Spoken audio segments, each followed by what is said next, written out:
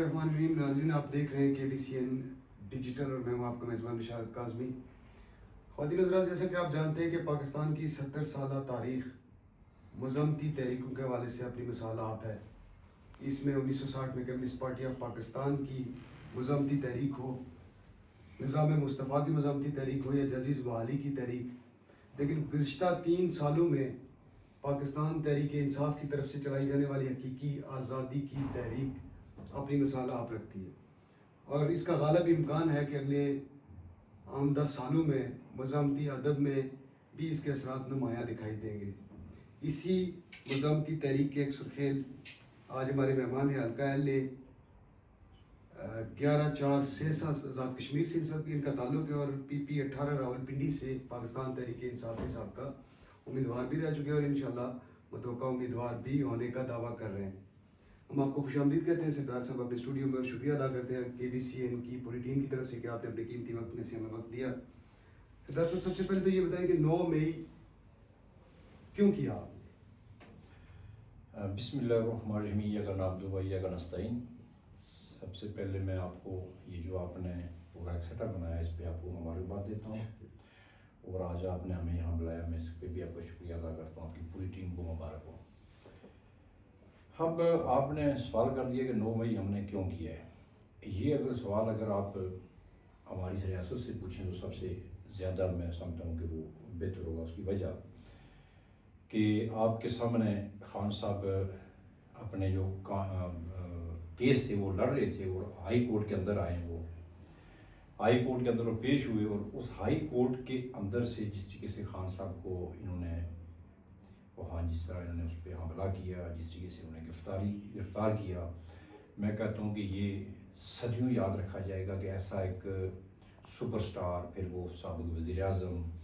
اس بندے کو اس کے ساتھ جس طرح انہوں نے کیا، پھر ان کے جو چاہنے والے تھے، آپ کو پتہ پورے پاکستان میں چپے چپے میں موجود تھے، تو پھر ریئیکشن تو آنا تھا۔ تو اس حوالے سے لوگوں نے اپنا احتجاج ریکارڈ کروایا، اور احتجاج ریکارڈ کروا کے خان صاحب کو رہا کروایا، لیکن 9 مئی بنانے والے پہلے سے بنا کے بیٹھے ہوئے تھے، جو آج دن تک وہ 9 مئی کے پیچھے چھپے ہوئے ہیں۔ سردار صاحب، جس عدالت کو خان صاحب سرنڈر کر چکے تھے اور جس کے احترام میں پیش ہو رہے تھے، اسی عدالت نے شام کو ان کی گرفتاری کو قانونی قرار دے دیا۔ آپ کیا سمجھتے ہیں کہ ریاست کے ادارے جب اپنی عملداری کے لیے کوشش کریں گے، اس سے پہلے بھی سابق وزیر اعظم گرفتار بھی ہوتے رہے، پھانسی کے پھندوں تک جاتے رہے، اور سزائیں بھی ہوتی رہی، اور ان کو ڈیلز کے ذریعے اور بعض دفعہ جو ہے نا وہ ان کے اقتدار کو ایک ہی رات میں لپیٹ کے پرے کر دیا جاتا ہے، لیکن کیا اس کا یہ مقصد ہے کہ چاہنے والے اداروں پہ چڑھائی کر دیں، جلاؤ گراؤ کریں، سرکاری املاک کو نقصان پہنچانا شروع کر دیں؟ یہ اس شدت کی وجہ جاننا چاہتا ہوں۔ آپ کیا سمجھتے ہیں کہ کیا خان صاحب کے اوپر جو الزام ہے کہ انہوں نے ایک طویل عرصہ تک اس کی منصوبہ بندی کی اور لوگوں کو اشتعال دلایا، اور انہیں یہ بتا دیا تھا کہ اگر مجھے گرفتار کیا گیا تو اس کا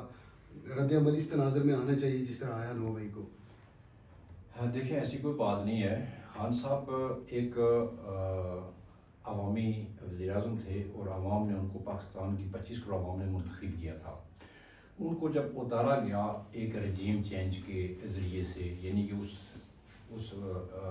شخص کا کوئی ایسا قصور نہیں تھا، کوئی ایسی انہوں نے کرپشن نہیں کی ہوئی تھی کہ انہوں نے ان کو اس طریقے سے اتارا۔ اب خان صاحب نے کسی کو بھی نہیں کہا کہ آپ نے یہ کرنا ہے وہ کرنا ہے، نہ خان صاحب کو اتنا اندازہ تھا کہ میرے ساتھ یہ اس طرح کا بیہیویئر یہ کریں گے۔ البتہ یہ ضرور ہے کہ یہ چیزیں 76 سالوں سے ہوتی آ رہی ہیں، اور یہ جو ہماری عدالتیں ہیں، اور آج بھی آپ دیکھ رہے ہیں، یہ ہمیشہ اسٹیبلشمنٹ کی بی ٹیم بن کے یہ کام کرتے رہے۔ اگر ہماری عدالتیں اگر انصاف کریں، اگر یہ قانون اور انصاف کے تقاضے پورے کریں، تو میں سمجھتا ہوں کہ یہاں تک نوبت نہیں آنی تھی جس دورائے پہ آج پاکستان کھڑا ہے۔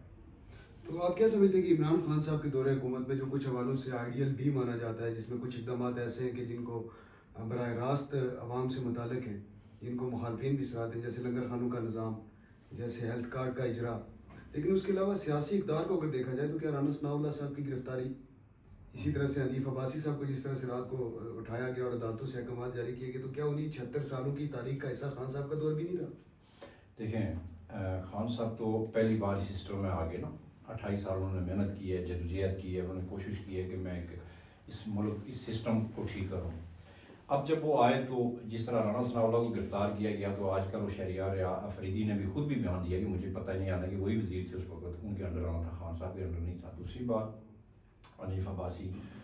وہ بھی خان صاحب کے متعلقہ نہیں تھا، تو کرنے والے کوئی اور تھے، اور لازمی بات ہے حکومت خان صاحب کی تھی تو ذمہ دار تو وہی ٹھہریں گے۔ لیکن یہ ہے کہ خان صاحب کا یہ کبھی بھی نظریہ نہیں ہے اور نہ مقصد تھا اور نہ اس کے چاہنے والوں کا۔ اور دوسرا جو آپ نے پیچھے سوال میں کیا تھا کہ جلاؤ گہراؤ کہیں بھی نہیں ہوا، 9 مئی میں موجود تھے، ہم نے احتجاج کیا، پرامن احتجاج تھا۔ اگر یہ کہیں یہ حادثہ ہوا یہیں کہیں ہوا، یہ کسی اور نے کیا ہے، اور لوگوں نے کیا اور انہوں نے ذمہ ڈالا ہے P T I Pakistan Tehreek Insaf. آپ کہنا چاہ رہے ہیں کہ یہ فالس فلیگ آپریشن تھا؟ 200%، اسی لیے تو خان صاحب آج اور اس وہ میں بار بار کہہ رہے ہیں کہ جوڈیشنل بنایا جائے، اور تاکہ جناب یہ چیزیں سامنے آ جائے۔ ابھی آپ تو 9 مئی کو رو رہے تھے، ابھی 26 نومبر بھی آ چکا ہے، اور اب تقریباً جب تک ایک فیئر اینڈ فری اگر انکوائری نہیں ہوگی اور عدالتیں اگر فیئر نہیں ہوگی تو اس وقت تک یہ چیز۔ آپ یہ کہنا چاہ رہے ہیں کہ اس وقت پورا نظام جو ہے وہ خان صاحب کے خلاف انتقامی رویہ اختیار کیے ہوئے، اور عدالتیں بھی اس کا حصہ ہیں؟ کوئی شک کی بات ہی نہیں ہے۔ اور جن اداروں نے فالس فلیگ آپریشن کیا، کیا آپ سے مراد پاکستانی اسٹیبلشمنٹ کے زیر سایہ عسکری اداروں کا تعلق ہے؟ لازمی بات ہے، ان کی یہ بی ٹیم بنی ہے، نون لیگ بنی ہے، پیپلز پارٹی بنی ہے، اور ان لوگوں نے مل کر ملی بھگت سے سارا سسٹم جو ہے نا وہ بنایا۔ اور جو اگریشن آپ کہتے ہیں کہ کارکنوں میں ایک اگریشن تھا، اس اگریشن کا شاخسانہ بھی تو ہو سکتا ہے 9 مئی کے تمام واقعات کو کمانڈر ہاؤس میں جلاؤ گرا ہوا، جی ایچ کیو پہ حملہ ہوا، شہداء کے جو مونومنٹس کے اوپر ان کی یادگار شہداء کی توہین کی گئی، اور اس میں جو ملوث آپ کے کارکنان تھے وہ گرفتار بھی ہوئے، انہیں سزائیں بھی دی گئی، گو کہ ان سزاؤں پہ آپ کا کہنا ہے کہ فوجی عدالتوں سے سویلین کو سزائیں نہیں ہونی چاہیے تھی،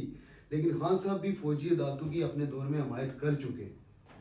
دیکھیں اور اس وقت تو آپ بہت بڑی توصیف بیان کرتے ہیں کہ فوجی عدالتوں سے انسٹنٹ نتائج ملتے ہیں، فوجی عدالتوں سے ہونے والی سزائیں جو ہیں وہ بااثر ہوتی ہیں، اور ہمارے نظام میں دہشت گردی ختم کرنے کے لیے، انتشار کو ختم کرنے کے لیے فوجی عدالتوں کا آنا بہت ضروری ہے۔ دہشت گردی اور ایک پاکستان ایک تحریک کے ایک ورکر زمین آسمان کا فرق ہے۔ تو دوسری بات یہ جلاؤ گراؤ کی کر رہے ہیں آپ نے دیکھا ہوگا لاہور میں، اور ڈاکٹر یاسمین کی فوٹیج بھی موجود ہیں کہ وہ لوگوں کو منع کر رہی ہے اس سائڈ بھی نہیں جانا آپ نے۔ پھر آپ نے یہ بھی دیکھا ہوگا کہ گاڑیوں سے کس طریقے سے وہ لوگ اتر کر کدھر جا رہے تھے، وہ کیا کرنے کے لیے جا رہے تھے، اور بے شمار ایسے لوگ ہیں جن کی ویڈیو بھی موجود ہیں لیکن وہ آج دن تک نہیں پتا وہ کدھر گئے ہیں، کون تھے وہ لوگ۔ اس کے بعد کہیں اگر کوئی اکا دکا اگر کہیں کوئی ورکر اس وقت ان لوگوں کے سسٹم میں آ گیا ہے، تو اگر اس نے کوئی کہیں غلطی کر دی ہے تو اس کی تو پوری ہماری پارٹی بھی اس کو کنڈیم کرتی ہے، اور اس کے بعد بے شمار لوگوں کو سزائیں بھی ہوئی ہیں۔ تو اس کا یہ مطلب نہیں ہے کہ کوئی پارٹی کا لیڈر یا کوئی بھی ہمارا سینئر آدمی وہ بندے لے کے کسی بھی جو ہماری سرکاری عملہ کے ان میں گیا ہو، کہیں بھی کسی بھی جگہ پہ یہ کوئی ثبوت نہیں ہے اس کے پاس۔ سردار صاحب، 9 مئی سے 26 نومبر تک کے سفر کے دوران جو ایک اہم پڑاؤ آتا ہے وہ آتا ہے 8 فروری کے متنازع الیکشن۔ اس دوران ایک رویہ تھا چیف جسٹس صاحب کا، ایک مخصوص نقطہ نظر کے ساتھ وہ فیصلے کیے جا رہے تھے۔ پارٹی کو اچھی طرح اندازہ تھا کہ ان سے بھلے کا نشان بھی لیا جا رہا ہے، ان کے امیدواران کو شناخت بھی نہیں دی جا رہی، کمپین کی اجازت نہیں ہے، کہیں پہ بھی آپ اپنے موقف کو کھل کے عوام میں رکھ نہیں سکتے۔ پھر اس کے بعد آپ کی ایک ناقص حکمت عملی کہ آپ نے متبادل پلان، جس کو آپ نے بی پلان کے طور پہ کہا تھا، بلے باز کے نشان کے ساتھ آپ آئے، اور وہ بلے باز پارٹی کے جو سربراہ تھے وہ اس سے چند منٹ بعد ہی وہ میڈیا پہ آگے۔ کیا یہ آپ یہ نہیں سمجھتے کہ جو بار قیادت موجود تھی اس کی نائل ہی ہے کہ وہ اس کے متبادل کوئی ایسا پلان بنا ہی نہیں سکے جس کی وجہ سے آپ اپنے الیکشن کو بچا سکتے؟ اور جب ایک رویہ، سر اس میں مزید اضافہ کرتا چلوں کہ جب ایک رویہ آپ کے سامنے تھا، نشان آپ سے لے لیا گیا، بڑے ایک نامناسب رویے کا سامنا رہا آپ کو اداروں کی طرف سے بھی، بالخصوص الیکشن کمیشن کی طرف سے بھی، اس کے باوجود فارم 45 سے 47 تک کے سفر کو آپ روکنے میں ناکام رہے۔ بار کی قیادت آپ کی کیا کر رہی تھی؟ دیکھیں یہ بالخصوص اس میں شامل کرتے جائیں کہ اب